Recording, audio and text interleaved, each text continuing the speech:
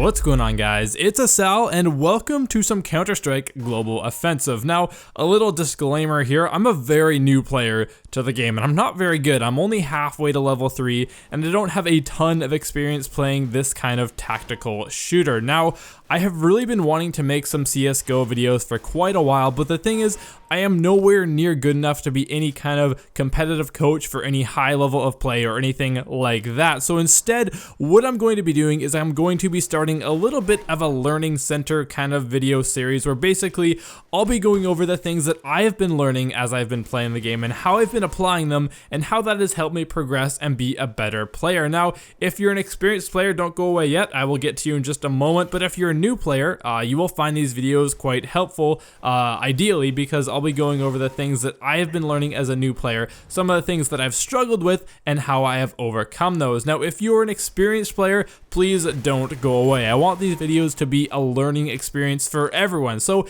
if you have a lot of experience with the game, why don't you take a look at my gameplay, critique it, tell me what I can work on next and how I can go on to improve. Leave that in the comment section down below and other people can read that and everyone can benefit and profit. With that introduction aside, let's move into the focus of today's video, being aiming and headshots. Now, I started playing CSGO about a month ago, but I haven't played in about a month, so I've had a lot of downtime, and I feel like my aim has just gone completely bad. I was having a horrible time killing people, and it just wasn't very fun at all, and I was talking to a friend that plays the game a fair amount, and he recommended this offline map where you basically just shoot bots to practice your aim. Now, I played this for about 10 to 15 minutes. I thought it was kind of silly. You just have bots walking around, you're shooting them, trying to get headshots. I was slowing down my gameplay, just going for those headshots, going for those one-shot kills, and it was kind of humiliating because I was even having a hard time shooting bots that were just moving back and forth and standing still at some points. But I will say I can definitely see the benefit of practicing on this kind of map. I was being patient, slowing things down,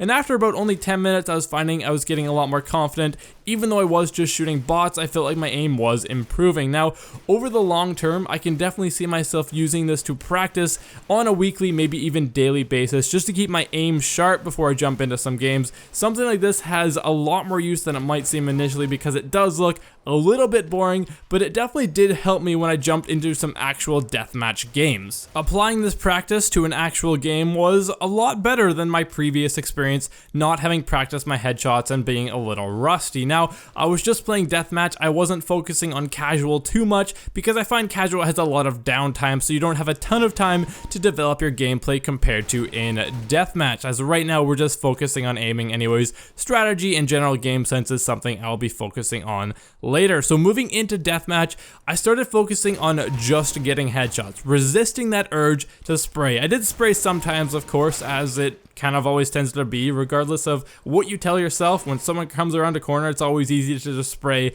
and just lose control. But spraying is not that reliable if you're not aware. The spray patterns, they are predictable, but they don't really go where your crosshair is. Essentially, it's always better to go for that headshot, as with the AK-47, it's a one-shot, and it's a two-shot, I believe, with the M4A4. So headshots will always be your best bet, and that's why people practice them offline before they head into an actual game. Now, sometimes this meant that I would just not even fire at an enemy because I couldn't quite find their head. It felt a little silly, but on the other side of things, when I did actually take the time to find the head and actually get that headshot, it was really satisfying. So headshot kills were starting to become a little less surprising. They started to become a little more common, which was great, and just kills in general started to come a lot easier, and it was just a little bit less frustrating. Summarizing the content of this video, basically, I've recognized the value of practicing and just the value of headshots in general. They are just unreal good. If you can land the headshot every time, well,